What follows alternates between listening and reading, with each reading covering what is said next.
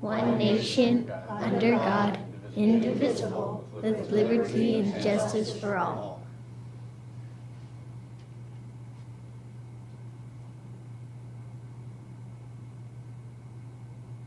Thank you. Good evening, Harper.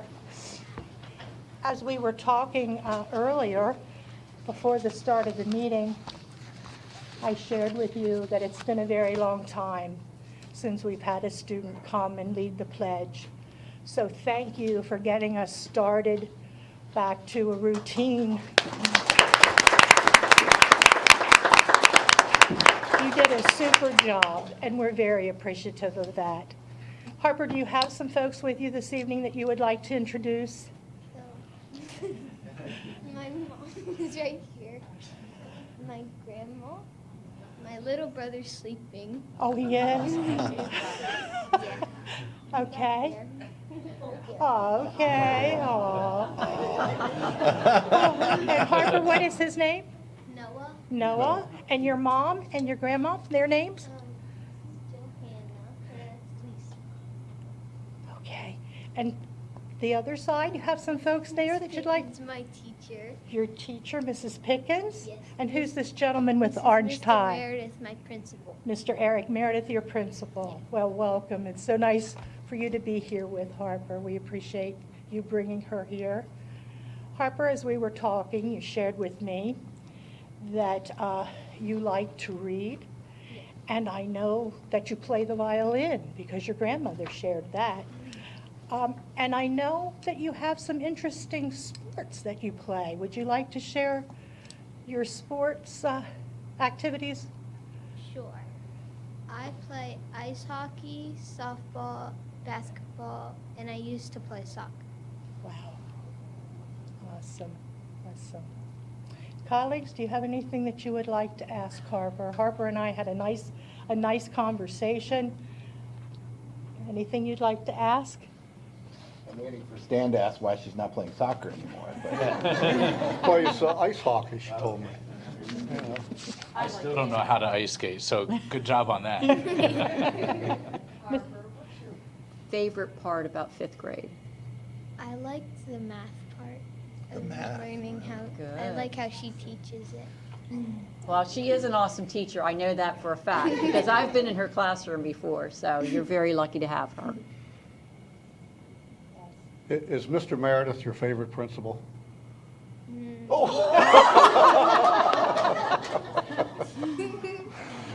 I put you on the spot, I'm sorry.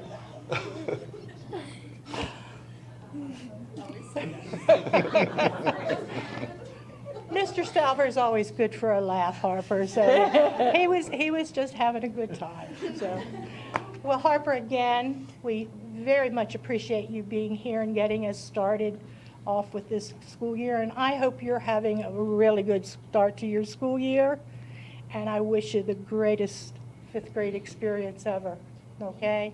Thank you so much.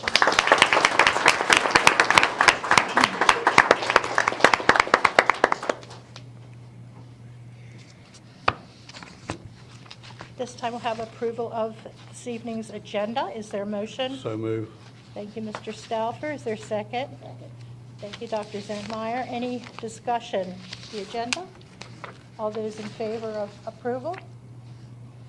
All right, we have 6 affirmative and the student member concerned. We have an approved agenda. And the minutes. President Williams, I move for the approval of the closed session minutes without staff dated Wednesday, August 10th, 2022. Is there a second? Second. Thank you, Dr. Zentmeyer. Okay, we have a motion and a second for approval of the closed session minutes without staff dated August 10th, 2022. All those in favor? All right, we have 6 affirmative votes. President Williams, I move for the approval of the closed session minutes with staff dated Wednesday, August 10th, 2022. Thank you, Mrs. Murray. Is there a second? Thank you, Dr. Zentmeyer. All those in favor of approval of the closed session minutes with staff dated August 10th, 2022? Right, we have 6 affirmative. I move for the approval of work session minutes dated Tuesday, August 16th, 2022. Mary, is there a second? Second. Thank you, Dr. Zentmeyer. Any additions or corrections to the work session minutes? No. All those in favor of approval? All right, we have 6 affirmative votes. I move for the approval of closed session minutes dated Tuesday, August 16th, 2022. Thank you, Mrs. Murray. Is there a second? Second. Thank you, Dr. Zentmeyer. We're voting to approve the closed session minutes of August 16th, 2022. All those in favor? All right, we have 6 affirmative votes. I move for the approval of business meeting minutes dated Tuesday, August 16th, 2022. Thank you, Mrs. Murray. Is there a second? Second. Thank you, Dr. Zentmeyer. Are there any additions or corrections to the business meeting minutes of August 16th, 2022? No? All those in favor of approval? We have 6 affirmative, and the student member concurs, so all minutes have been approved. Thank you very much, Mrs. Murray, colleagues.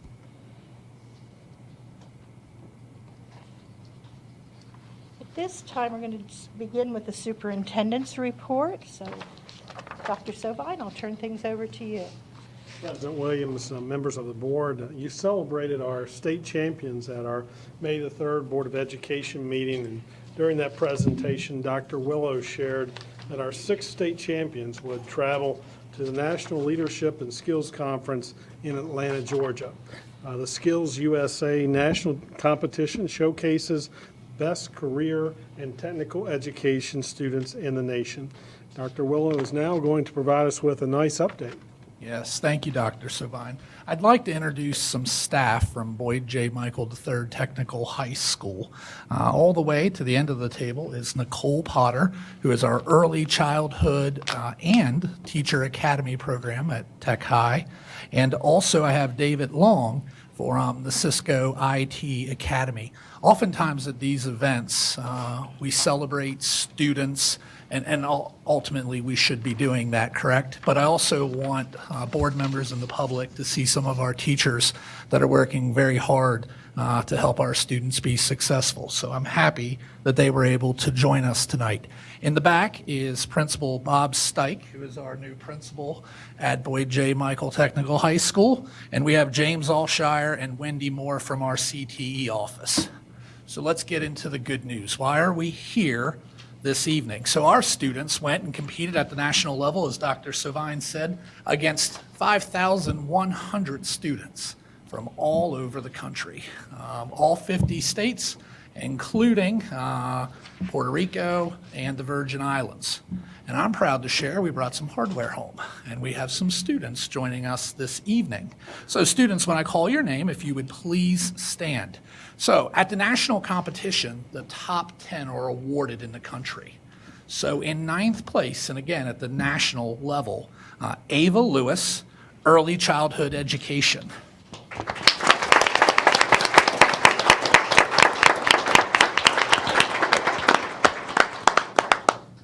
And we have a trio that were 3rd in the country for a bronze medal in the Career Pathways, Business Management and Technology. We have John, who goes by Jack Nelson, Eve Patel, and Michael Smith, if they would please stand.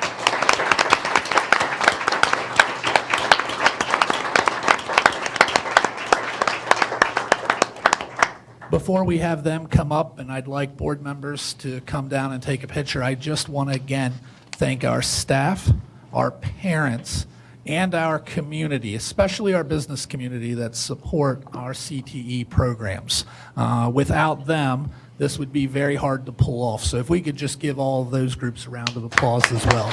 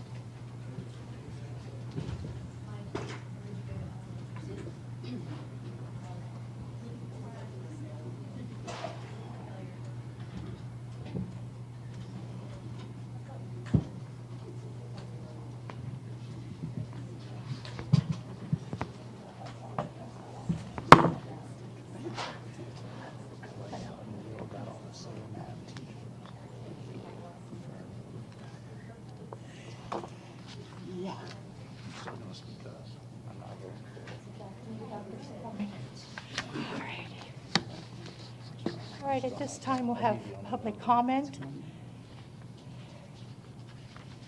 And before we begin, I'd like to read from board policy.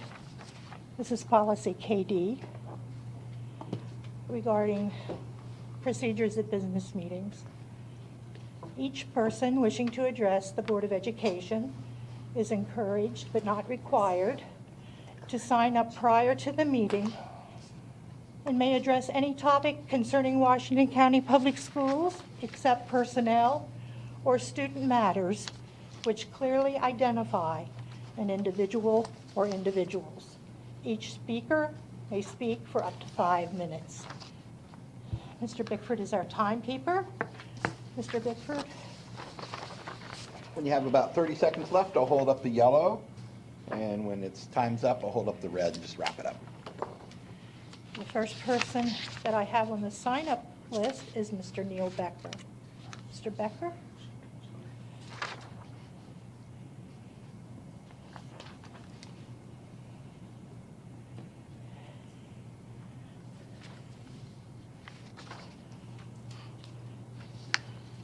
Good evening, President Williams, board members, Dr. Sovine, and staff.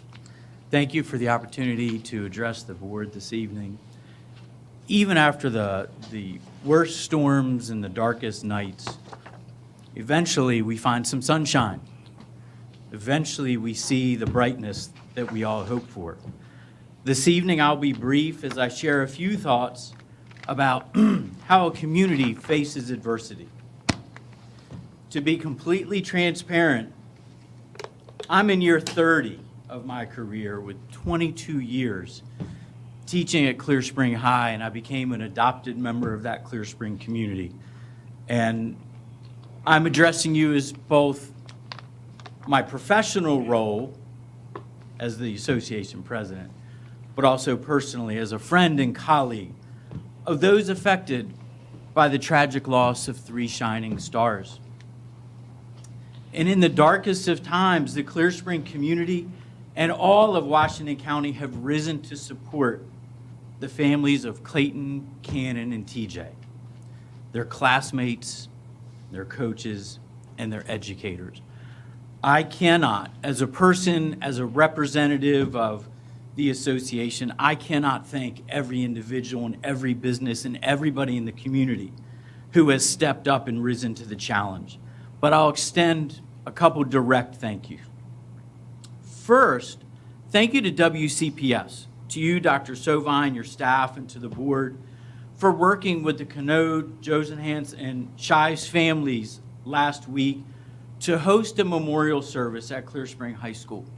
It was an essential step in the grieving process, and that came through collaboration and partnership.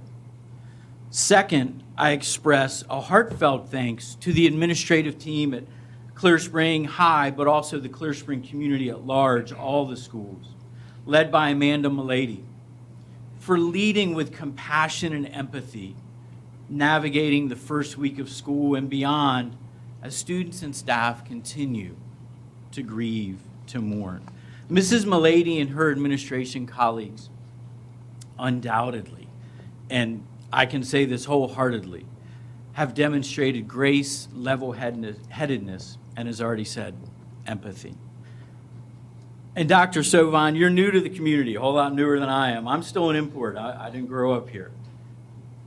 But in your first few days here, you've witnessed the true strengths of Clear Spring and Washington County. As I shared in my introduction, Washington County has risen and has wrapped its arms around those who mourn. And Clayton and Cannon and TJ live on in the hearts of their families, their classmates, and their coaches and their teachers. Let us all continue in that spirit, the spirit that you have really executed and made happen and facilitated through the activities recently. Let us continue in that experience, in that spirit, and support one another and lift up one another in the coming days and weeks. Thank you, Dr. Sovine, the Board of Education. Thank you, Mr. Becker. The next person I have on the list is Elena Knox. And I understand Elena is going to be accompanied by Ms. Stahl.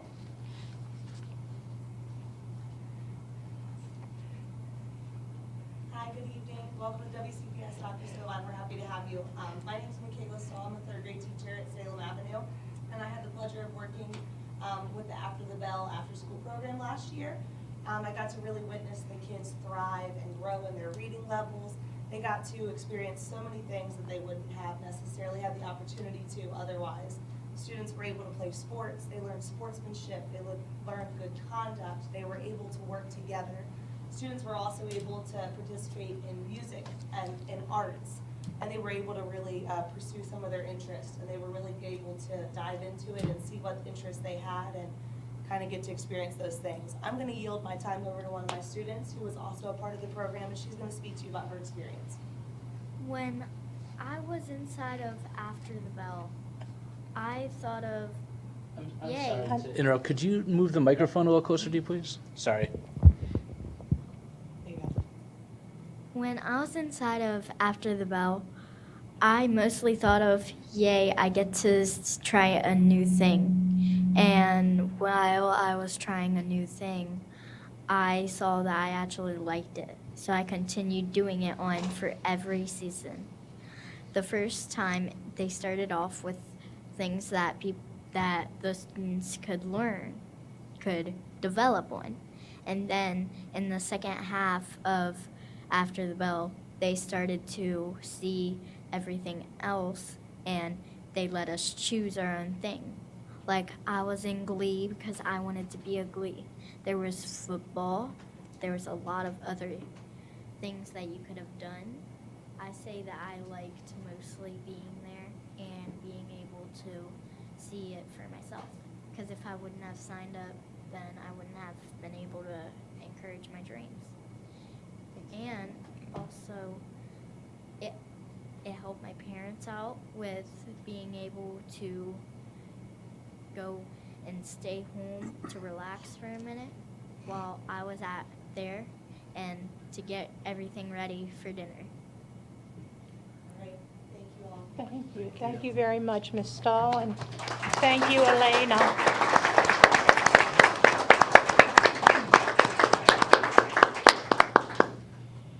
Molly Adams.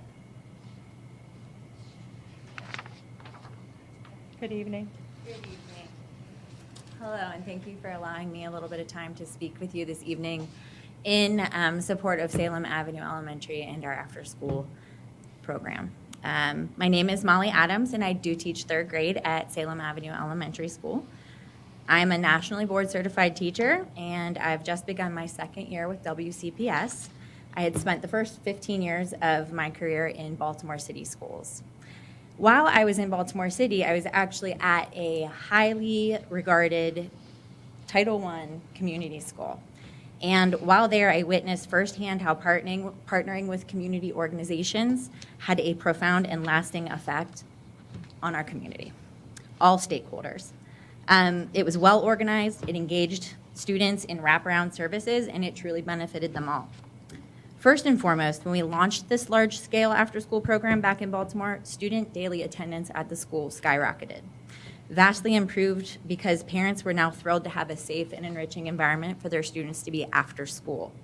That need for aftercare was just a void. There was nothing for the kids to safely engage in. And then students loved, as you just heard, the variety of wraparound services and engaging activities that were provided. And then they started advocating for themselves. At an elementary level, the little ones are not who get the kids to school. But when mom and dad or their family may have been thinking they were on the fence about getting out the door that morning, the kids advocated. They wanted to be at school, and they would force their parents' hands to get them there. So that was lovely. And then also, the staff at our school saw academic gains. As students were at school more often, they were also engaged in these after-school activities where they had a chance to have a little bit of extra time, a little bit of extra attention, and a little bit of extra practice. So we saw that the academic scores improved. Honestly, to be frank, in Baltimore City, there are tons of obstacles to education. And in this place where there were so many obstacles, our community banded together and had just wonderful things happen because of this community school setup. And when my family moved from Baltimore to Waynesboro 7 years ago, I honestly didn't want to leave and therefore commuted for 5 years. Drove 155 miles every day, 3+ hours every day in the car. And it was purely because being part of a thriving community school was just an amazing feeling. And I loved it. So when I did make the switch to come to WCPS, there were a couple of things that helped me make my mind up. First of all, the school climate is just amazing at Salem Avenue. And that's thanks to that amazing staff you see right back there and our awesome admin team. And I'm just proud to be part of that family. And secondly, it was important to learn that it was a Title I community school as well. And that really made the difference to me because these 2 points go hand in hand and they only serve to reinforce and support each other because being a community school means that you value every single stakeholder, from the kids to the parents, to the staff, to the admin, all the supporters in that community. And we work hard to make sure that learning is accessible and fun for everyone. So we know that WCPS has the goal of accelerating student achievement, and this can't be done if the students aren't actually in the seats. And so as you see with our shirts, attendance matters. And community schools make attendance better. Being able to offer these wraparound services will remove some of the obstacles for our parents to make sure that they are able to have kids in the school, and it will help the kids want to be in school. And so I ask that you please vote to approve the motion to fund Salem Avenue's after-school program so that community partners like Girls Inc., the YMCA, Boys and Girls Club, and so many others can help provide vital services and a really enriching opportunity for our school community. The payoff will be far-reaching, and our families deserve it. Thank you so much for your time. Thank you, Ms. Adams.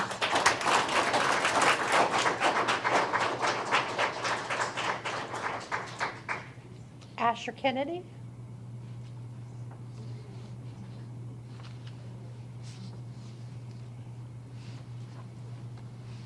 Good evening, esteemed board members. Dr. Sovine, I just want to welcome you to Washington County. Unfortunately, I'm not going to be nearly as eloquent as Ms. Adams just was. I am an alumnus of Washington County Public Schools. I graduated from Williamsport High School.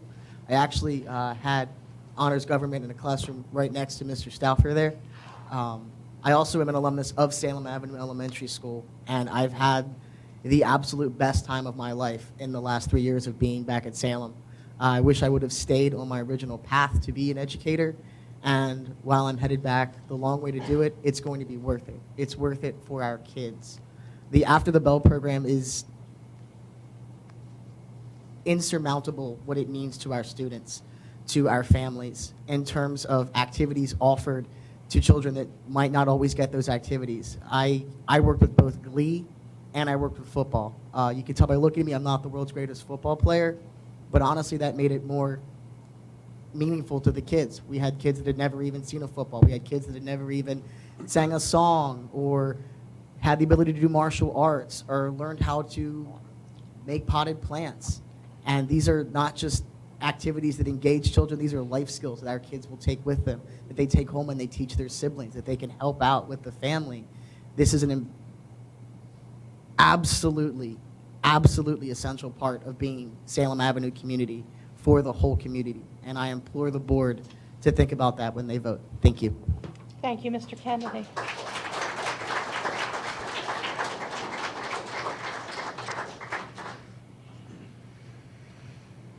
I'm afraid I'm going to butcher this last name, so show me some grace, please, and pardon me. Dominic Giannotto? Is that even close? Mr. G. Well, it doesn't say Mr. G, but that would have made it a lot easier. Please pronounce it for me. It's Gianni Noto. Gianni Noto. Yeah. Oh, gotta that's say it like you melodic. think you're It's Italian. melodic. It's beautiful. Yeah. Yeah.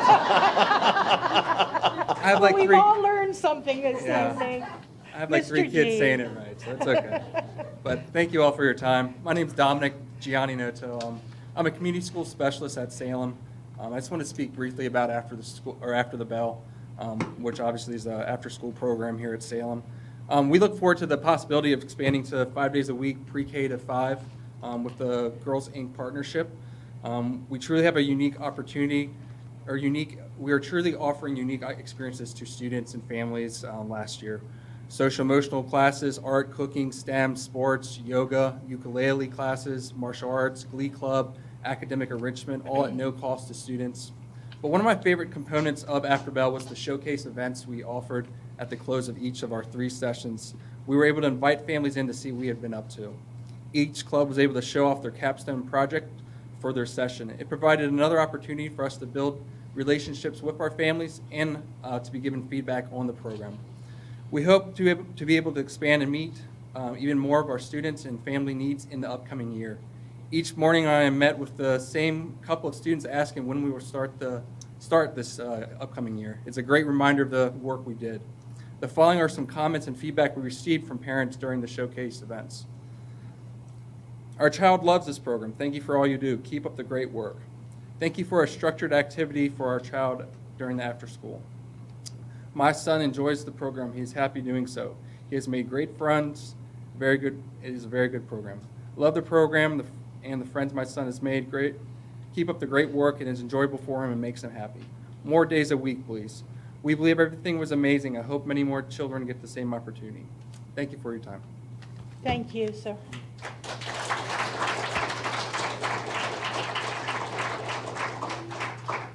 All right, that is the end of our list of individuals who have signed up in advance of our meeting. Is there anyone else who would like to come forward at this time? Yes, sir.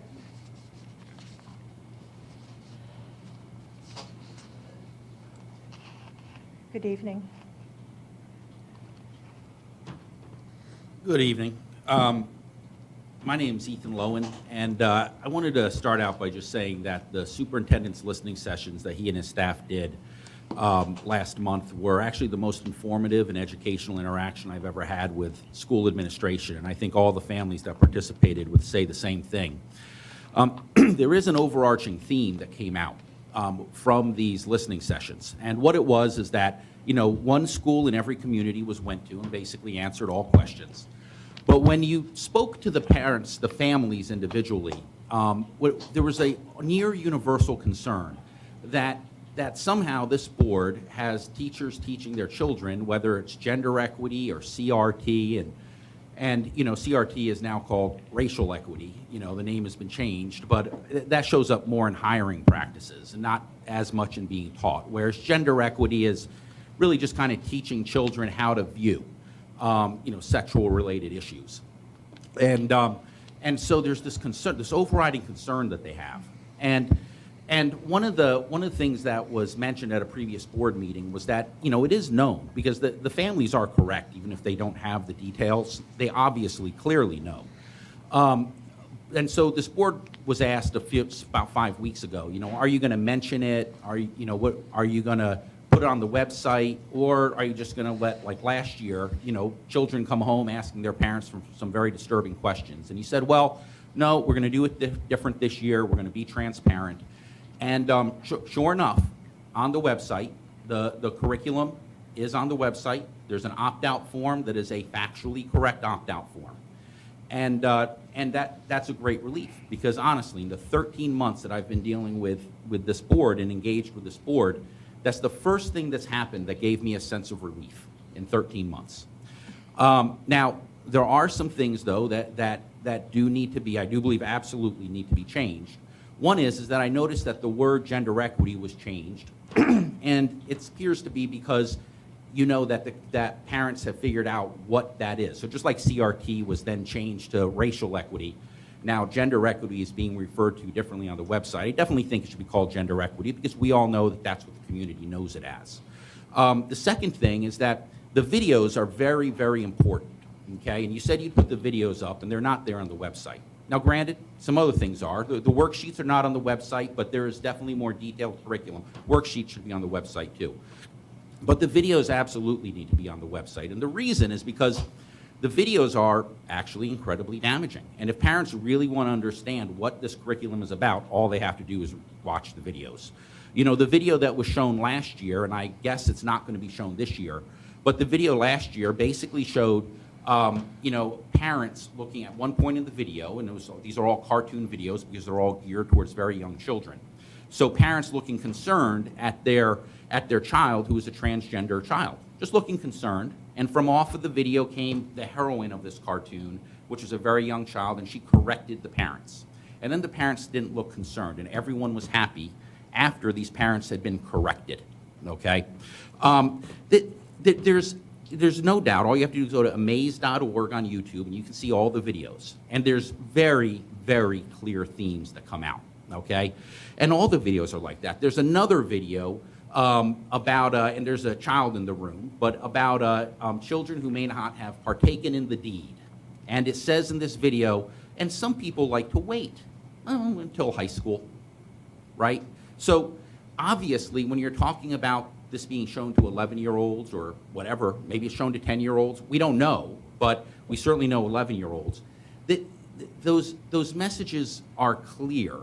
And the other thing with all of these videos is they are very, very clear to never, never say that a child should turn to their family for information. Okay? That's so I definitely want to give credit where credit is due. But true transparency has not been achieved, and that is what needs to happen. The community deserves it. The children deserve it. So I want to thank you for your time, and have a good evening. Thank you, Mr. Lowen. Is there anyone else who would like to come forward to speak?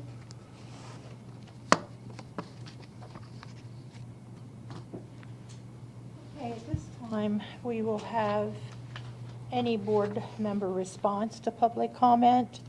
And before I open the floor for that, I'd like to read again from Policy KD as a reminder. During the agenda item entitled Board Member Response to Public Comment, which immediately follows public comment, Board of Education members may elect to offer their own comments concerning topics presented by the public. Each board member will be given 3 minutes to speak and may not transfer his or her time to another board member. A member who chooses to address the speaker's comments will refrain from initiating a dialogue.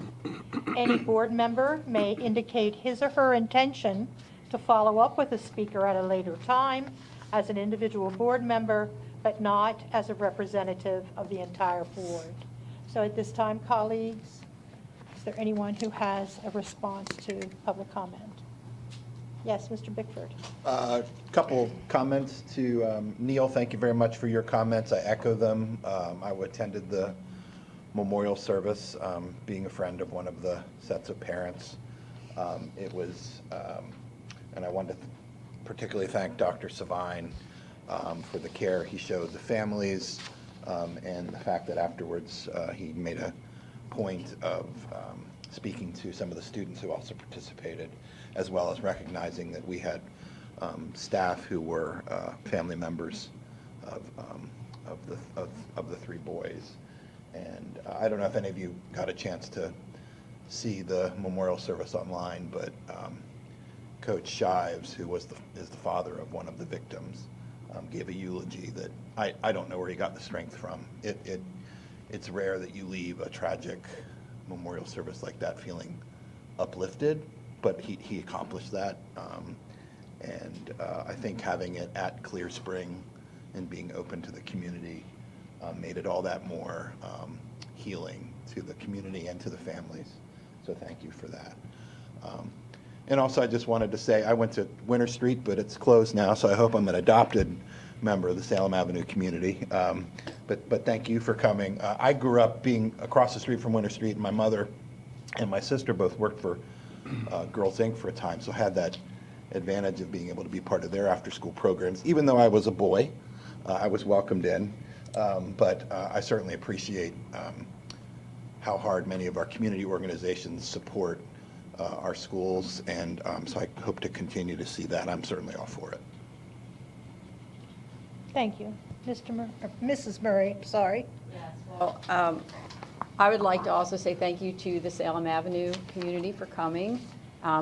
As most of you know, I worked there for 26 years. It was the best time of my life. I see a lot of friends out there. Some people I don't know, but I'll get to know you sometime soon.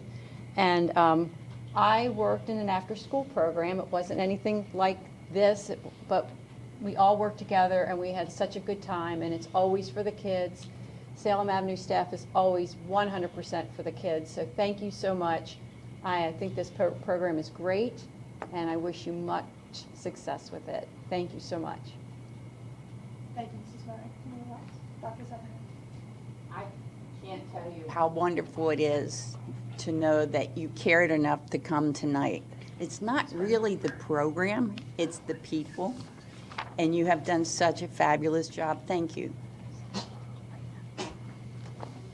I do. It's been said already, but I just want to say thank you for showing up Salem Avenue to support your children in this vital program that's needed at Salem Avenue School. Thank you. Thank you. Hi, Ms. Booth. I just want to specifically say thank you to Miss Elena.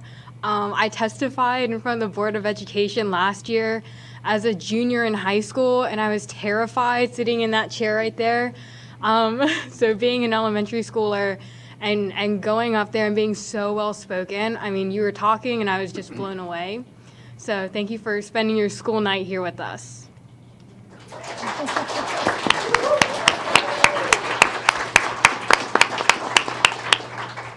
I would just like to congratulate all the students that were here today. Obviously, there's we do hear quite a bit of. I mean, typically the nature of our job is to hear the complaints, and it's great to see that have the proof of all the good that we're doing. So, excellent students, excellent achievements. So, congratulations, and obviously that doesn't happen without teachers as well. So, obviously, it's a great gratitude to you guys that we're able to see this. So congratulations to all the successes we're seeing too. Thank you to all who came out and spoke during public comment. And I would just like to say that as a former WCPS Title I coordinator, I know the benefit of an after-school program, a quality one. I had the opportunity to write and administer a grant that was known as the 21st Century Community Learning Center Grant. And we were able to provide the same kinds of services, academic support and activities that After the Bell has done and what this new program will do for kids. I know what it does for attendance. I know what it does to student achievement. And I commend you for being a part of that and for being here in support of that very important component of a student's school day. After school, before school, can't get enough of it. So thank you for being here. Anyone else? We cover it? Okay. This time we'll go to old business. We have one item of old business this evening, and that is the second reading of proposed changes to policy JGA, discipline for out-of-school conduct.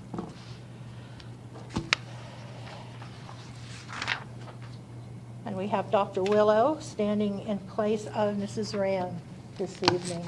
Good evening, again. Dr. Willow. Good evening again, board members. The Board of Education approved the first reading of the proposed changes to policy JGA at its public business meeting on August 16, 2022. Following that meeting, the policy committee placed a notice on board docs and the school system's website seeking comments from the public on the proposed changes. The committee has not received any comments. Thank you, Dr. Willow. Is there a motion, please? Madam President, I move to approve the second reading of proposed changes to policy JGA entitled Discipline for Out-of-School Conduct. Thank you, Mr. Bickford. Is there a second? Second. Thank you, Mrs. Murray. Do we have any questions or any discussion? Are we ready to move to the vote? Right, we're voting to approve the second reading of proposed changes to policy JGA entitled Discipline for Out-of-School Conduct. All in favor? Okay, we have 6 affirmative, and the student member concurs. Thank you, Dr. Willow. That concludes our old business. We'll move to new business. Our first item of new business this evening is our consent agenda with Mr. Scott Bakewell presenting. Good evening. Good evening, President Williams, members of the board, Dr. Sovine. Tonight I have 6 items for review.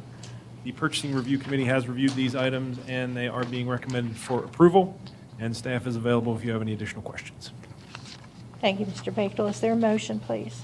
Madam President, I move to approve the awards, renewals, and procurements for school buses, renewal to American Bus Sales and Service at the unit prices listed, the sale of up to 30 buses per policy DN, employee benefits consulting services renewal to Arthur J. Gallagher and Company at an estimated 3-year cost of $395,000. Snow removal services to the listed vendors and rates indicated on the summary of renewal, professional design services for electrical distribution replacement at multiple schools to Alban Engineering at a cost of $119,800, and audio-visual equipment, accessories, and services to B&H Photo and Electronics Corporation at a cost of $88,599.71. Mr. Bickford, is there a second? Second. Thank you, Mr. Stauffer. Questions, discussion? Yeah, I have a couple questions. So I noticed in item number 2, the sale of the buses, it says that we'll sell the surplus of up to 30 buses. If we're creating a surplus by buying the buses, then why are we buying them in the first place? So those buses are, there's, and I don't know if Brian's back there, but the buses only have a life of, I believe it's 12 years. Okay. So once we get to that 12-year cycle, the new buses that we bought to replace those 12-year-old buses, those 12-year-old buses then become the surplus. So these, because I know that there's a legal requirement that we give up on. So these buses that we're going to sell have met that legal requirement where we can no longer use them anymore? Well, there's the 12-year, I think you can. The years or miles or whatever, I understand that. But is Yeah. it something along those lines with Correct, the yeah. requirement? Yeah. And Okay. we typically, when we brought the school buses purchased last year, we failed to bring the sale. We normally don't sell them until we get them. So there are actually still some buses I think we're waiting on that we ordered last year. So we failed to bring the sale last year, so we had to double up. We're doing last year's sales and then this year's sales. Okay, that makes sense. Yeah, I think I'll add to what Mr. Bakewell said, and Mr. Johnson's back here as well. It is a 12-year cycle required by COMAR. We can ask for extension into year 13, 14, 15, but at that time, generally, maintenance goes up significantly on those vehicles. Safety record can go down. We also have additional inspections and achievements that we have to meet in order to maintain those.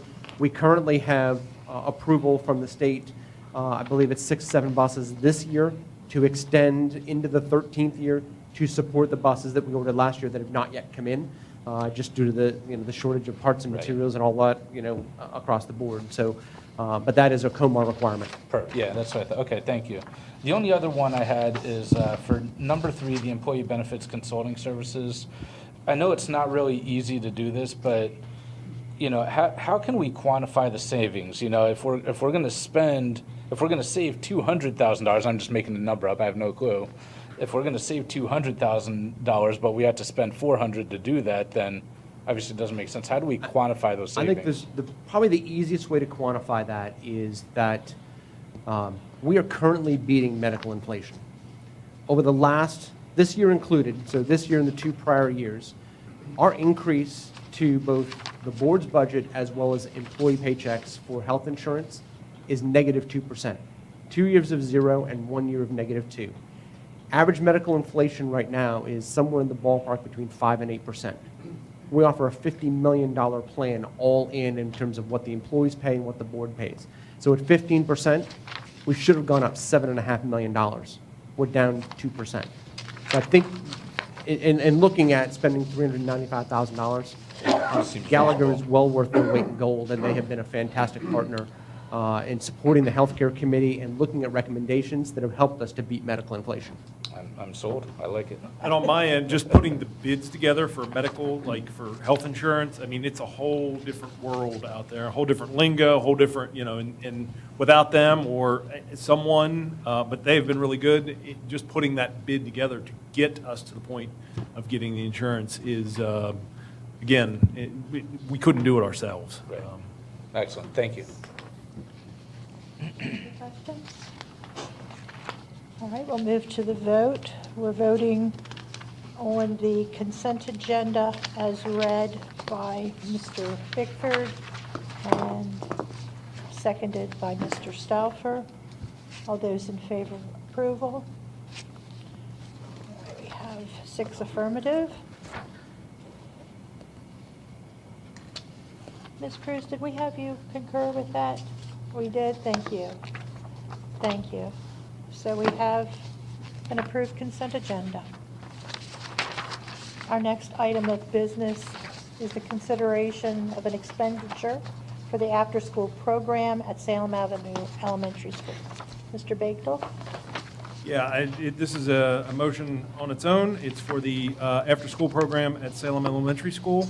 Again, this was reviewed by our Purchasing Review Committee and is being recommended for approval, and staff is here to answer any additional questions you may have. Thank you, Mr. Bagel. Is there a motion, please? President Williams, I move to approve the award of the after-school programs at Salem Avenue Elementary School to Girls, Inc. at a cost of approximately $350,000. Thank you, Mrs. Murray. Is there a second? Second. Thank you, Mr. Bickford. Any questions, any discussion? Yeah, I have a couple questions of that too. So I actually had a bunch of them written up and, thinking about them.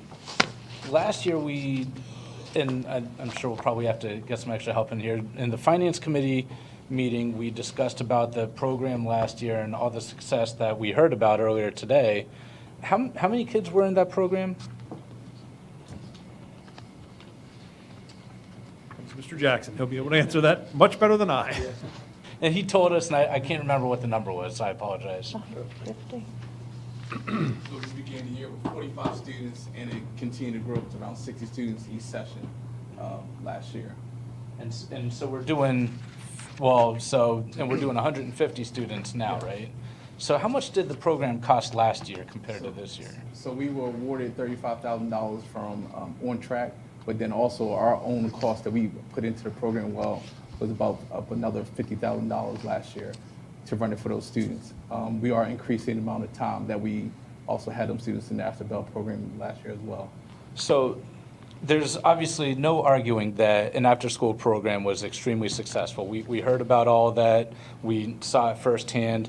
I'm not at all against it, but if we have 3 times as many students available, it seems reasonable that we would be proportionate in the increase in spending.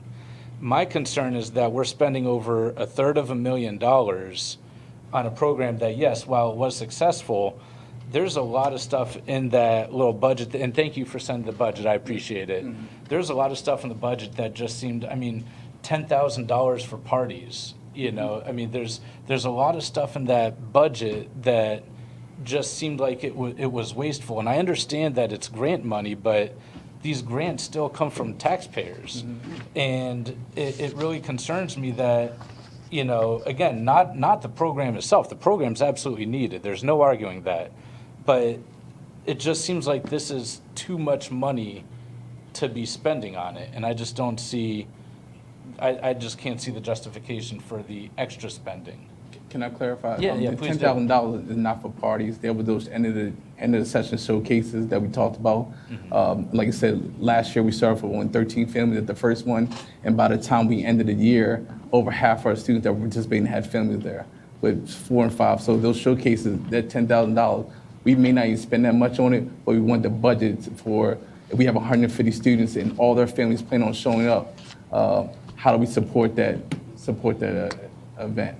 Then the only other question I'll ask, and then I'll leave you on. I did notice that if we have WCPS like parapro staff that goes in to serve for the program, I noticed that we pay them directly from us. Does that mean that the grant money that we pay to Girls Inc. will then come back to us to pay for that staff, or? So the reason why it says not to exceed $350,000, the more of our WCPS staff that is able to participate in that program, the more program slots that we have filled by our staff, that would be subtracted from that $350,000.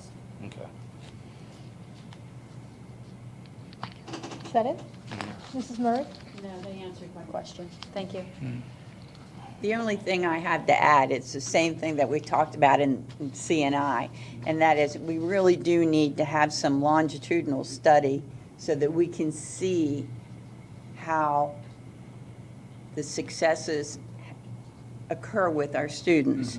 So when we look at some of the goals that we have, they're not quantifiable, but we really do need to keep some really good data so we see the successes on paper as well. Yes. I don't have any doubt that you can see it, the tangible difference in your students, but I want to see it on paper too. Yes. And we will have that. Like I said, we're evaluating against attendance. Also, we're going to look at reading levels throughout the year. Students that participate in the program, session 1 to at the end of the session, where their reading levels going to. So we will be evaluating that. I look forward to that. Did you not cite, because I heard the presentation both in Finance Committee and Curriculum and Instruction, but if my memory is correct, and I didn't bring my notes tonight, attendance was up, and would you like to cite some of those things? I do not have I have to pull it up on my, let me pull it up from our data.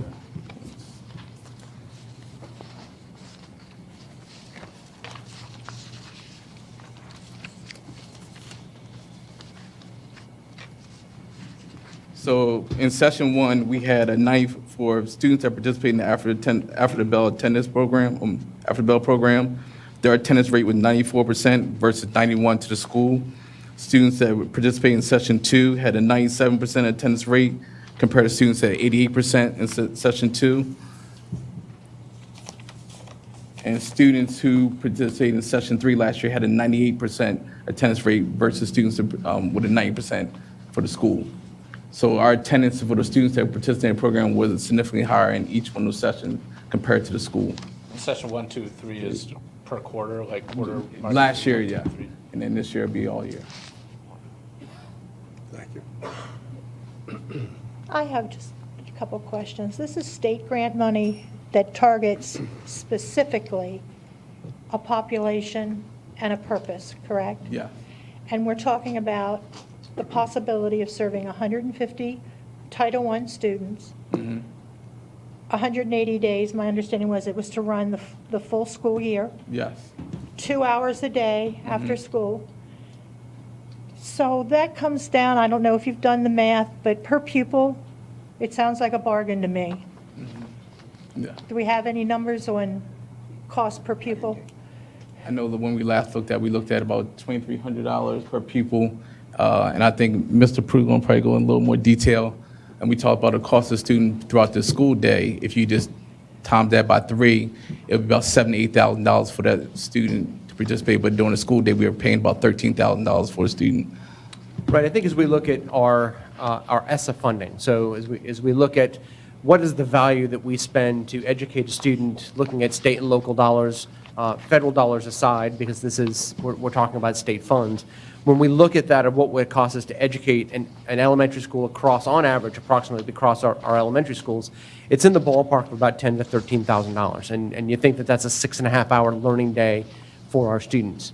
With this program, again, about 2.5 hours per day, at roughly $2,300 per student, is a third of the day, essentially. It's an additional third that we're adding on to the day. So if we were to multiply that $2,300, it's roughly $6,900, $7,000 that would be spent. It's actually more efficient than our daytime program. Now, the transportation costs are not as great. There's a lot of things that are more wrapped around. The administration level is not as great. There's a lot of things that are wrapped around. And really, our staff is providing and our administration is providing other supports to the program that are not included in the overall proposal. But I think from an efficiency standpoint, when you start considering the program itself, I think it's meeting those benchmarks. I think for clarification on the funding source, it is state funding. This is part of the Concentration of Poverty Grant, as we've talked about with the Blueprint for Maryland's Future. The Concentration of Poverty Grant comes in two parts. There's the personnel grant, which Salem Avenue has had already now for a couple of years. This comes out of the per pupil allocation, and this fund is going to continue to grow over the next several years. This is your second year in the per pupil portion, and it's going to grow for another 3-4 years before it plateaus and hits the 100% mark. So as this program grows, we have opportunities to include more students in the program because the allocation is going to continue to grow for the school and to build more services. The concentration of poverty is targeting, and Billy, correct me if I'm wrong, 11 to 13 wraparound services. This program hits 7 of them. Yes. So I think we're hitting a lot of those benchmarks. Staff shared that in a board update with some of the benchmarks that this program is hitting using concentration of poverty funds. And I think we could look at it as a bellwether program for what concentration of poverty should look like in the state. We're still working on a program for Bester Elementary School. We're working on a provider for that program as well. I think as a staff member, my greatest concern is we have more concentration of poverty schools coming. And this program is wrapping around all of the agencies. While Girls Inc. is the name on the proposal in front of you, it's wrapping around the YMCA of Hagerstown. It's wrapping around Boys and Girls Club, Girls Inc., of course, several private entities, 4-H, you name it. We're pulling all these groups together. Those are the players that provide after-school programming in our community. What happens when Eastern has this grant, and Hickory has this grant, and Lincolnshire has this grant, and Ruth and Monroe does? We need to build the capacity in our community to continue to be able to add programs like this in our other schools when the funding becomes available. And that is my one concern, but it is this big. Our community will find a way to build that up and make it happen in some way. But this is a great program for our school. Thank you, Mr. Prince.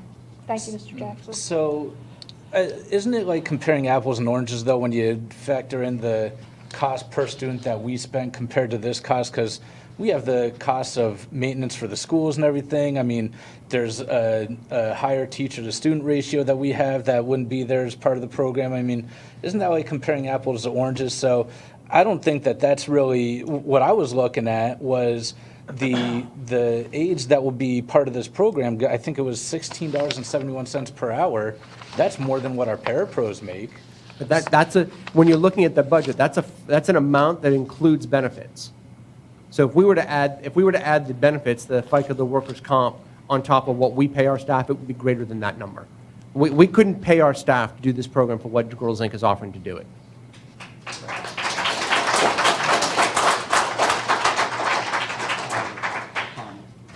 Mr. Stauffer. For me, I looked at it in a very humble way. I divided 350,000 by, let's say it runs 10 months. That's 35,000 a month. So divided by 20 days, I think I got a figure like $1,700 and some dollars a day for it. And to me, anything that we can do to help these children, how do I say it? Some people say you can't do it, but help pull themselves up and live as normal a life and eliminate any barriers that are out there trying to, for them to get an education and so forth, to me is worth the money. And I just can't argue about it. I had 9 questions that I asked, and you guys saw them. Yeah. One was about the funding and the liability for us, and I didn't bring them, so I won't recite them tonight. But to me, it's a done deal. I mean, you know, it's part of what they call equity, but equity is a dirty word today for some reason. But you know something? When I look back at, I was probably doing things that were considered equity in the 70s and 80s when I was teaching. Only we didn't know the word, but we were trying to eliminate barriers for our kids to learn U.S. history and government when we were teaching it, to try to get the information across so they could pass the Maryland Functional Reading Test and the Maryland Functional, what was it, Government Test or something like that. I forget what they were all called in those days. But we were trying to eliminate barriers, and that's what I see this doing, trying to eliminate barriers. I grew up in the west end of Hagerstown. I'm a West End kid. I grew up in West Washington Street in a half a double house rented and so forth. So I know what it's like to be from the wrong side of the tracks and not be the richest family around. So I have no problem with it. Dr. Zentmeyer, I saw your hand. I just want to say that hiring our own employees to make this work was the selling point for me. Having the people who best know the population is really important to me.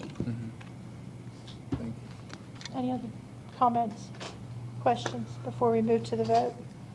So we're voting to approve the award of the after-school programs at Salem Avenue Elementary School to Girls, Inc. at a cost of approximately $350,000. All those in favor?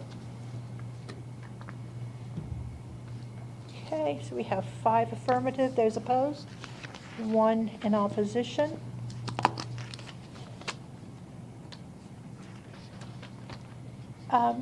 Ms. Cruz, did you concur with the majority? Thank you. Student member concurs with the majority. So we have an approved Thank you. award. Thank you. Thank you.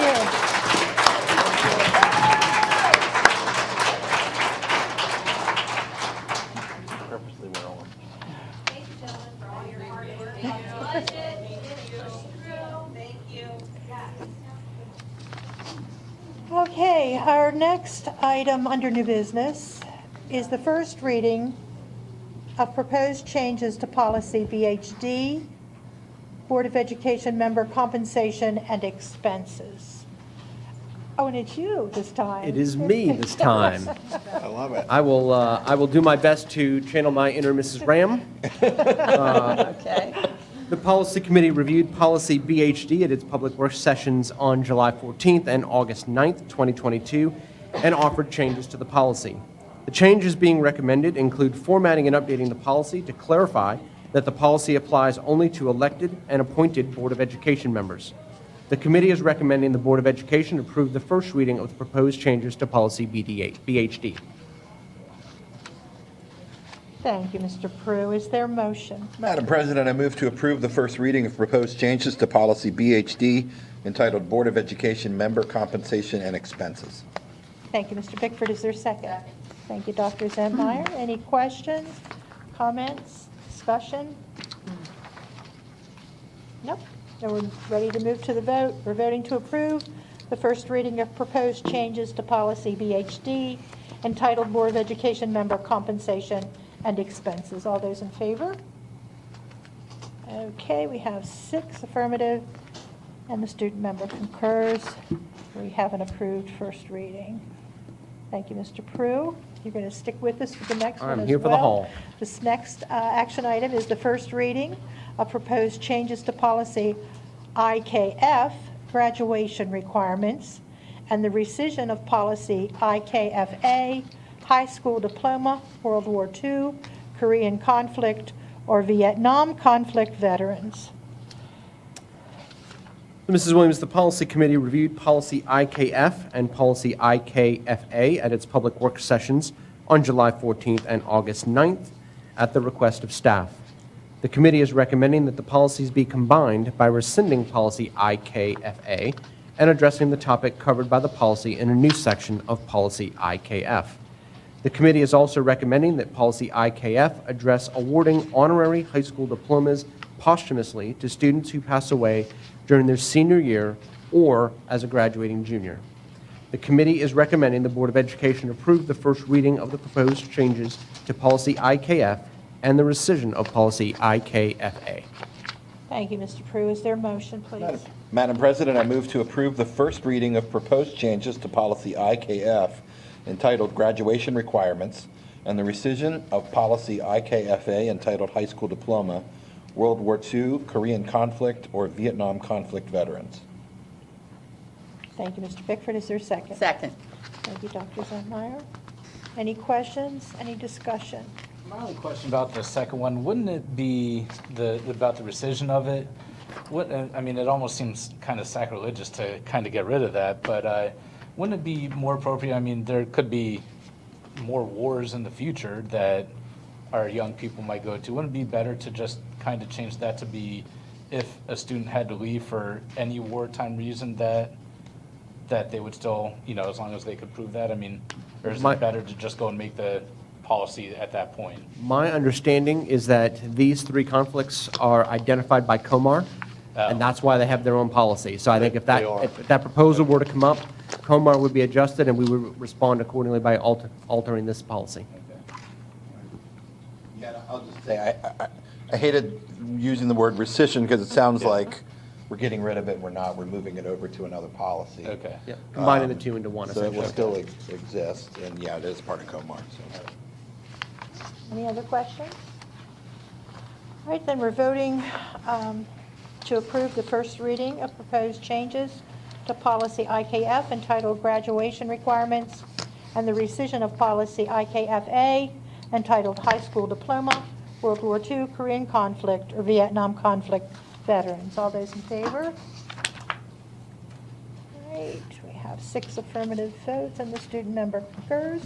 So we have another approved first reading.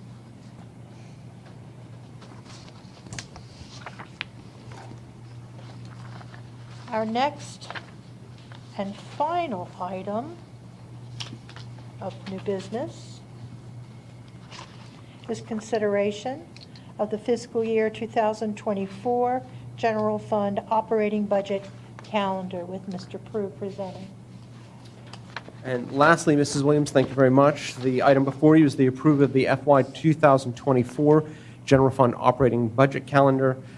This calendar follows the model that the board has used now for several years, identifying certain benchmarks of how we build and develop the superintendent's draft board budget, or the drafted general fund budget, which then is adopted by the board and moves from a draft process through a full final process. A couple of dates that I will highlight for you at this time, and again, these are the large overarching dates that could be changed at any time, but of course, December 20th, as is usual on that last Tuesday before the winter break, is generally when the superintendent presents his draft budget to the Board of Education. Sort of a Merry Christmas to everyone as they head to the holidays. We generally receive the state aid figures after the presentation of the governor's budget, which takes place mid-January. So usually within about 2 weeks after that, we receive the state aid calculations. And typically we'll then have a second work session on the superintendent's draft in early February.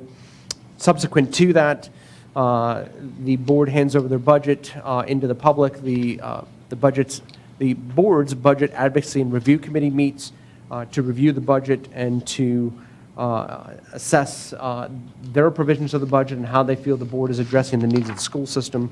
And there's a public hearing tentatively scheduled for March 7th of 2023, and then hopefully a joint meeting with the commissioners to review the budget request the following week on March 14th of 23, and targeting approval then towards the end of that month. So the dates are there, and staff is seeking your approval tonight so we can begin the process. Thank you, Mr. Prue. Is there a motion? President Williams, I move to approve the proposed FY 2024 budget calendar as a general guideline for development of the fiscal 2024 budget. Thank you, Mr. Evans. Is there a second? Second. Thank you, Dr. Zentmeyer. Any questions, any discussion? No? All right, then we're voting on Mr. Evans' motion and Dr. Zentmeyer's second to approve the proposed fiscal year 2024 budget calendar as a general guideline for development of the fiscal 2024 budget. All those in favor? All right, we have 6 affirmative, and student member concurs, so we have an approved budget calendar as a general guideline. Thank you, Thank you. Mr.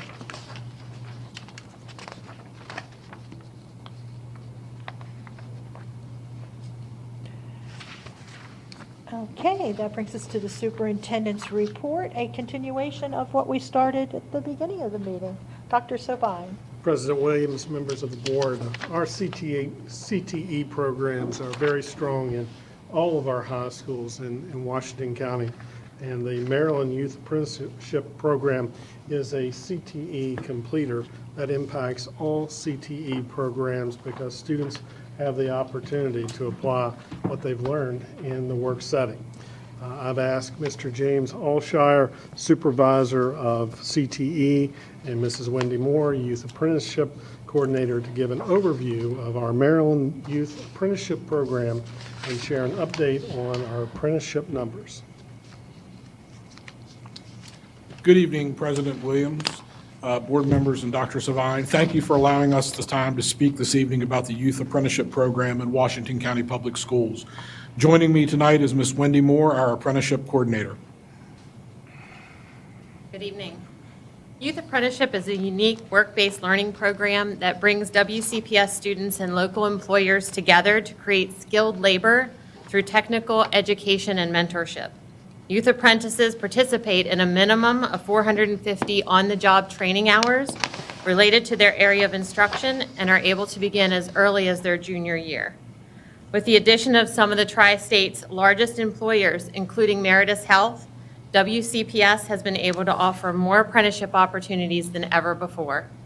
In addition to earning wages up to $21 an hour, apprentices can earn up to 4 high school course credits and a Maryland State Skills Certificate. Apprenticeships give employers access to a pipeline of young, capable talent and provide the benefit of recruitment and retention support.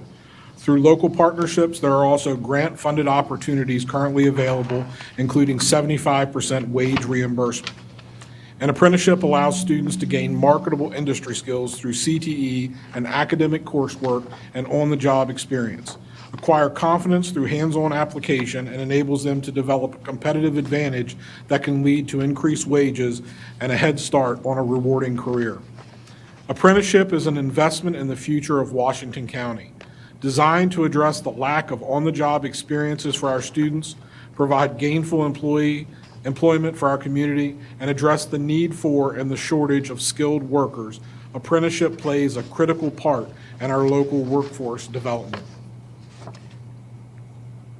The Maryland Youth Apprenticeship Advisory Committee reported 186 total youth apprentices in the state of Maryland for the 21-22 school year. Washington County Public Schools led with 48% of that total, which equated to 90 apprentices placed from July 1st, 2021 through June 30th of 2022. And as you can see, we're not slowing down. For the 22-23 school year, data as of 7/19, Washington County Public Schools had placed 64 apprentices. However, as of today, Washington County Public Schools has placed 80.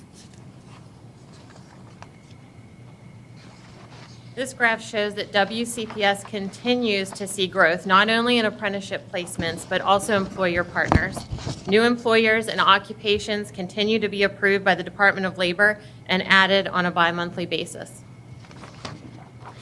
These high numbers of placements are due in part to the recruitment efforts of the Career and Technical Education Office. This year, these efforts included high school recruitment fairs, summer instruction courses, and various apprenticeship and CTE events. The future goals of the Office of Career and Technical Education will be to continue to have multiple apprenticeships as part of each career and technical education completer, increase awareness of the value of apprenticeships to all stakeholders, increase awareness and value in career and technical education, build strong partnerships and equity into apprenticeship through mentorship, engaging students, and connecting to the community. In conclusion, we'd like to thank all of our business partners who support the program and provide apprenticeship opportunities for our students. We'd also like to thank all of our school administrators, counselors, and teachers who work to prepare our students for these opportunities. Our goal moving forward is to expand our offerings for all students and to increase awareness of the value of the apprenticeship program throughout Washington County business community. Phenomenal, just phenomenal. The numbers, the number of students, and the increase recently in the number of students is one thing. To look at these graphs, but to know that you're increasing the number of partnerships says a lot about the work that you're doing. Just phenomenal. Thank you so much. Thank you. And thank you to all those people, those teachers, those counselors, and to the parents who are guiding their children to take advantage of these apprenticeships. And we have posted, we are out on our tour right now of all school sites, so it is posted on the website where we will be next week. I think we're at 4 different schools in the evening to meet with parents and students that may be interested in apprenticeship. We spent the first week in the evening doing the same thing, and we met a whole host of rising juniors and seniors who are definitely interested in applying for apprenticeships early and when we get to the spring recruiting season. Wow. Anyone else comment? Mr. Bickford? I would just like to say it's fantastic for the students. It's also fantastic for the county because I think it makes us more attractive to businesses because we hear businesses say to us, we need more highly trained workers to come into our doors, and we're making that happen early on. And I think it's also played a role in attracting this gentleman here to apply to this county as a superintendent, because you saw that was one of the programs you mentioned when you came in for the job interview. So, Mr. Stauffer? Maybe I missed something, maybe I just not smart enough to catch it, but on the chart, line chart like that, were there no employer partners prior to 2018 because the black line doesn't start till then? We did have those, but they weren't separated by county. It was just Frederick County and WCPS that piloted the program during those years, and they did not separate our employers out. Oh, okay. I believe that we started actually with 9 employers. Okay. However, the DOL did not separate that out at that time.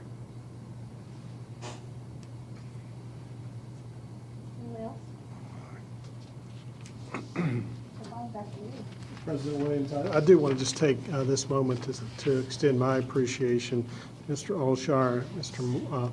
Moore, Mrs. Moore, rather, for their leadership and highlighting how Washington County is certainly leading the way in Maryland regarding youth apprenticeships. We will have an opportunity to continue to celebrate this shining star in Washington County later in October. I believe the state board is scheduled to come in, and they're going to spend some time throughout our county, and we'll certainly highlight the apprenticeship program there. Also, the Greater Hagerstown Committee at the end of October, they'll have a special session where we intend to highlight this as well. Could not do this without strong team members in our schools, in each of our high schools, and certainly our technical high school, but also it represents just strong partnerships with our business community and many opportunities for us to grow this #1 program in Maryland. So thank you. Thank you both.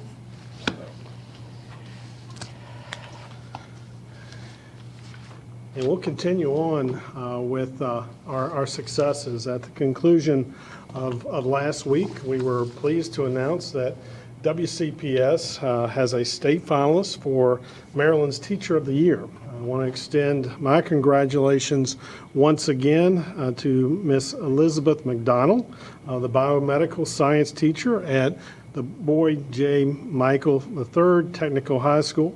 It was certainly great to surprise her last Thursday with a full class of students.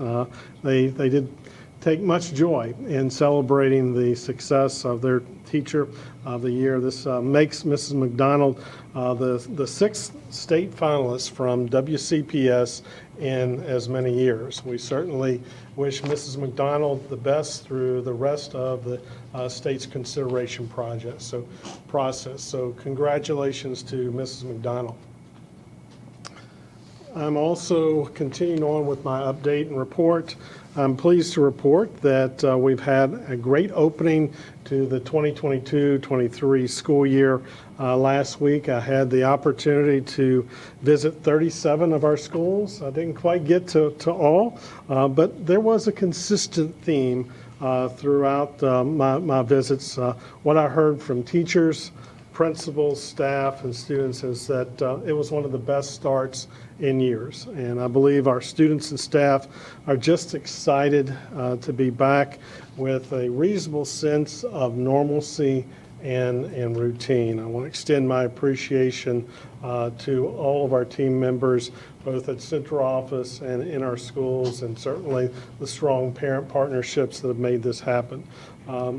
As we have now entered the second week of school, I intend to visit the remaining schools that are left, and I anticipate hearing probably similar theme that I heard last week. Certainly look forward to engaging our students and staff and community members and parents in the positive things that are going on in Washington County Public Schools.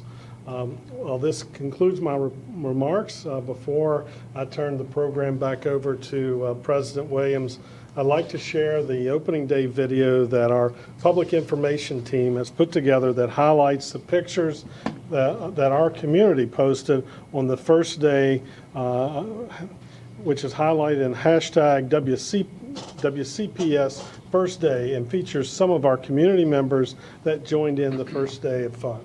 We'll roll the tape.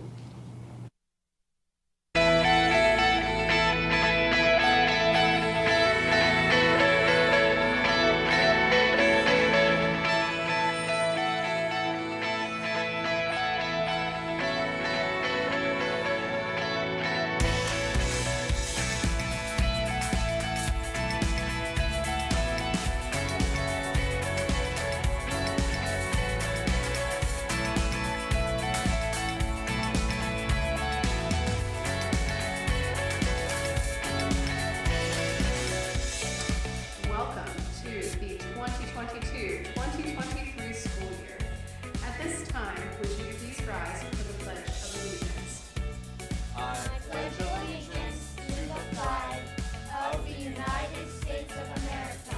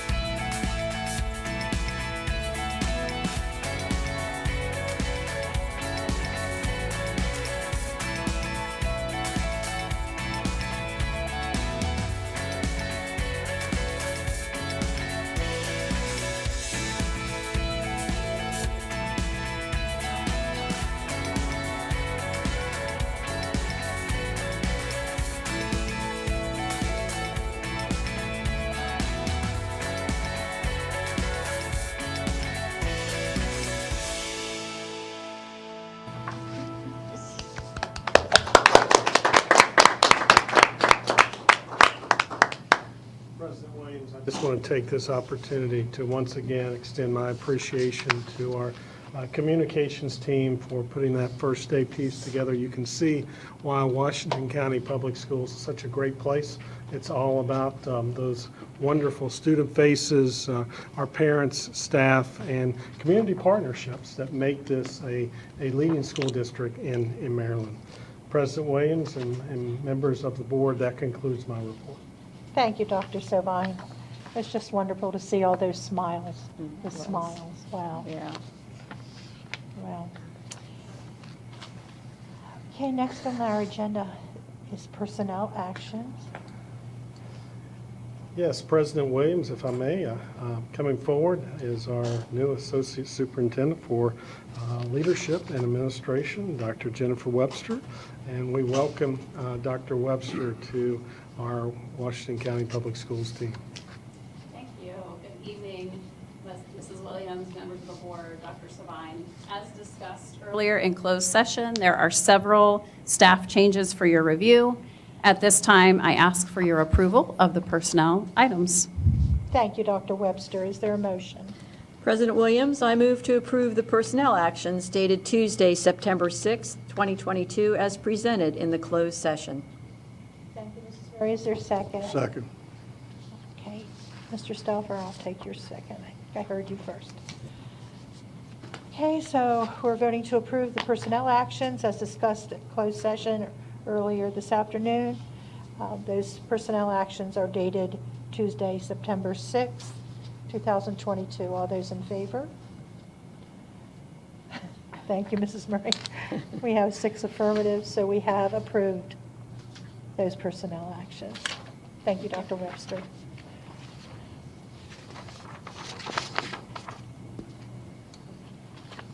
Okay. Under reports to the board, we will begin with board member committee reports. Dr. Zetmeyer, would you like to begin? Curriculum and Instruction met August 23rd to consider Antietam Academy's revised schedule, the after-school program at Salem, and there were many, many, many questions answered at that point in time. The review of ABLE's data, and we'll meet again at Williamsport High School on September 13th at 10:30 to experience driving the big truck. So wish me luck. I've always wanted a CDL, so here's my chance to try it out. How big is that parking lot? It's virtual. But boy, I'll be ready when it's not. Thank you. Zetmeyer on Grand Theft Auto. Thank you, Dr. Zetmeyer. Finance Committee, Mr. Evans. Yeah, we talked about a number of things about an hour before curriculum instruction met, and part of that was to discuss the after-school program we just voted on. And I will also add that another thing that will be coming up is, correct me if I'm wrong, I think we said it was Eastern Elementary. We're going to be voting on the same thing, or is it, Best. for some reason I want to say Bester. Bester. Bester. So looks like that'll be coming down the pike as well. Thank you, Mr. Evans. Human Resources, Mrs. Murray. Yes, I have a few things to report. We met August 26th. Mr. Prue and Dr. Willow discussed the need to hire another position at the International Welcome Center that's at Pangbourne Elementary. They enroll and support about 700 EL students in Washington County. We discussed using ESSER funds, which is Elementary and Secondary Schools Emergency Relief, for people that don't know what ESSER means, and possibly Blueprint money to cover their salary and benefits. Dr. Willow, also told us about the new program that we learned about earlier that trains high school students to become reading tutors. Sandy Hammond gave an update on where we are with educational support personnel hiring. There's still many openings in special education and custodians. Outside contractors have to be used in special ed in order to be in legal compliance until those positions can be filled. Regina Keller reported that all administration and supervisor positions have been filled for this year. Tim Haynes told us that extensive efforts are being made for recruitment, such as social media, billboards, and job fairs. Joni Burkett said that the 2022 Teacher Induction Academy was a great success. 75% of our new hires have previous teaching experience. Isn't that great? Our next meeting will be November 22nd at 9 a.m. in the board conference room. Thank you, Mrs. Murray. Mr. Bickford, Policy Review and Development. Policy Committee meets next Tuesday at 2 p.m. Thank you very much.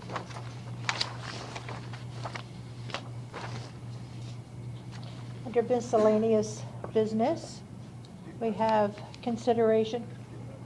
Oh, I'm so sorry, Ms. Cruz. Anything from student government that you'd like to bring to our attention? I'm excited to say that Washington County Association of Student Councils, WCSAC, we're getting up and running, and we're going to have our first Board of Student Leaders meeting this Thursday at Potomac Heights Elementary. And we are going to move general assemblies, hopefully here at CES, so everyone can kind of see the building, and maybe our Board of Student Leaders can sit at this table, which they're super excited about. So I've talked to Ms. Chekovich about that already, and I'm super excited for WCACC to kick off this year. Thank you, and I do apologize for overlooking you. I was thinking about Mr. Gessford being absent and wondering if there was anyone from finance or facilities that wanted to say anything, and that's where my mind was, and then I overlooked you. It's been covered. I think you brought it up last time. Okay. We toured. Okay, and I'm sure at our next meeting he can fill us in, but Yeah. that's where my mind was. So thank you, Mr. Bickford, for calling my oversight to my attention. Okay, future agenda items. You have a future agenda item list as part of your packet, colleagues. There are 9 items listed. Starting off with the September 20th meeting, approval of the state and local fiscal year capital improvement plan for fiscal years 2023 through 2028, and the discipline and suspension report. Both of those happening on September 20th.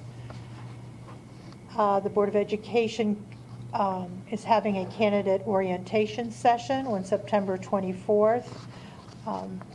Molly Young from MABE will be here for that session, along with Mrs. Ram, our Chief Legal Counsel. Coming up, the first meeting in October, there's a comprehensive maintenance plan item for fiscal year 2024. Also, the 2022 summer learning programs will be discussed, presented October 4th. That's the same meeting. Also on the 4th, the presentation of the audited financial statements and auditors report. And then on the 18th of October, we are to have as a board a work session where we'll discuss our legislative priorities for the 2023 legislative session. And also on October 18th, we will have a presentation of the ESSA Consolidated Strategic Plan, as well as 2022 summer projects.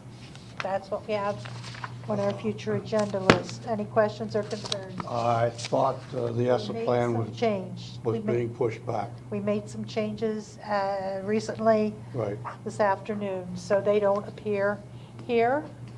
So yes, we are moving number 8. Dr. Willow, do you recall? I don't have my sheet in front of me. It's okay if you don't have it. December. Thank you. Thank you for catching that, Mr. Stauffer, and thank you, Dr. Willow, for having December right on the tip of your tongue. So that ESSA strategic plan we will talk about in December. Summer projects, October 18th. That all happened in earlier this afternoon in agenda planning. Colleagues, if you have any suggestions for future agenda items, please let a member of the Agenda Planning Committee know, and we will work to get your suggestions on the list of agenda items. So that brings us to one step closer to adjournment. That brings us to board member comments. Ms. Cruz, would you like to begin? Yes, Dr. Savine mentioned this earlier, but I thought the first week of school was great. I started at BISFA this year, and it was just amazing. I mean, all the teachers, they've worked so hard over the summer. And also coming into this MOB role, I mean, I still don't know the half of it. I don't even know a quarter of it. But the amount of work that goes on here at CES to make sure everything runs smoothly, I had no clue about, all that goes on here. So I just want to thank everyone here for a great first week, and all of the teachers at BISFA and all across WCPS for an amazing start. Thank you, Ms. Cruz. Ms. Murray? Yes, I have a few things. First, I want to congratulate the Boonesboro High School golf team for winning their 6th straight WCPS golf tournament championship last Wednesday. So, good job. Friday, I had the honor of visiting North High, Miss Seacrest's interactive media production class.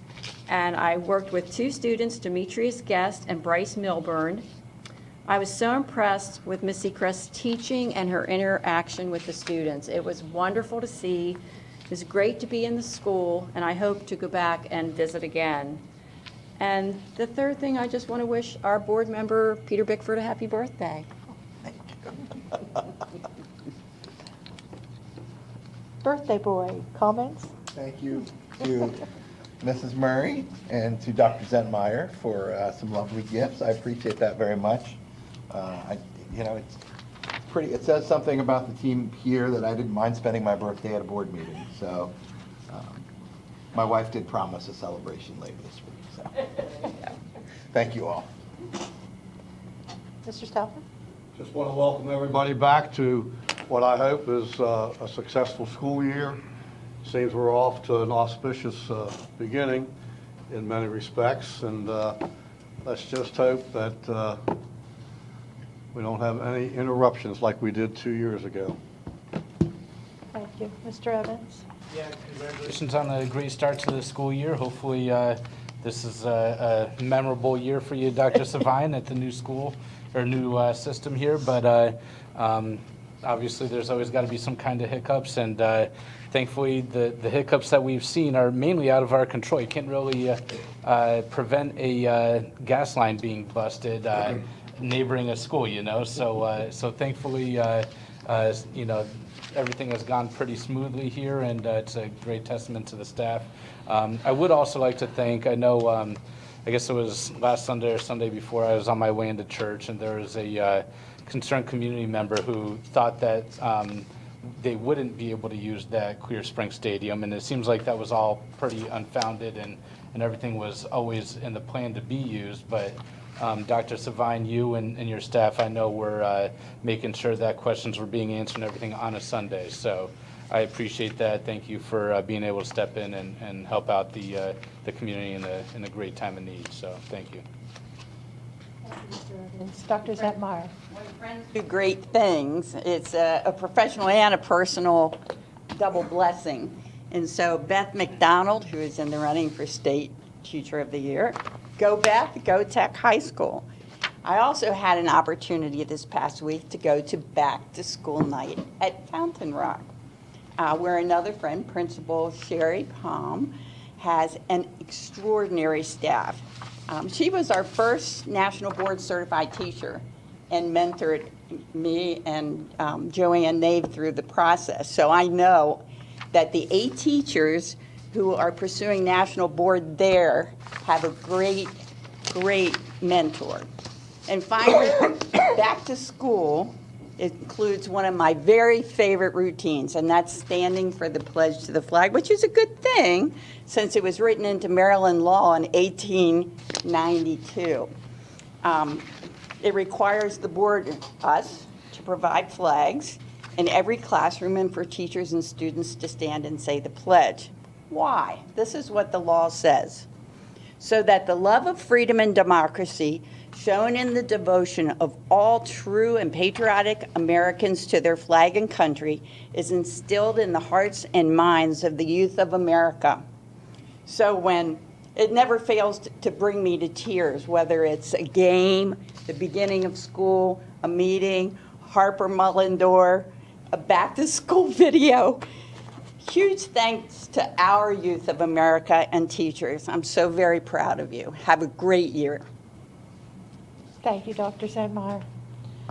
I'd just like to say how wonderful it is to hear that we're off to a great start for this school year. And I'd like to give a shout out to Dr. Servine's leadership team, the communication team members, the tech team members, for their support to Dr. Servine during the 7 evenings he was out in the various school communities. These things happened in the evenings and beyond the workday. So thank you to those individuals for making it possible for our communities to have those listening sessions with our new superintendent.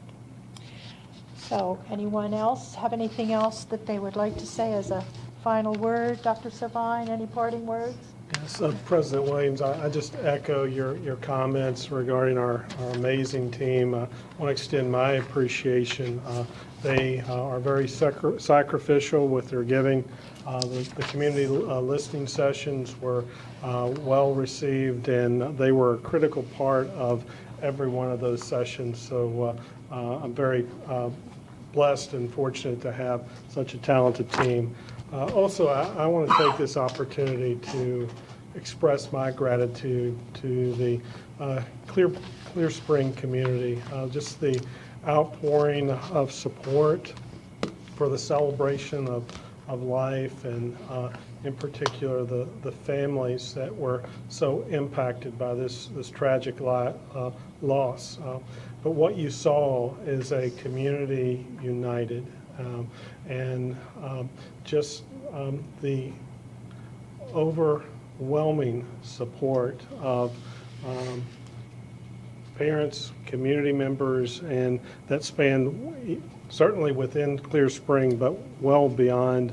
I want to also thank the leadership team, the parents, as well as just the greater community that, as I mentioned, united, came together to show their support, not only on that evening, but we know that overflowing support continues for that community. So I just express my appreciation to the entire community, and my sympathy goes out to our families.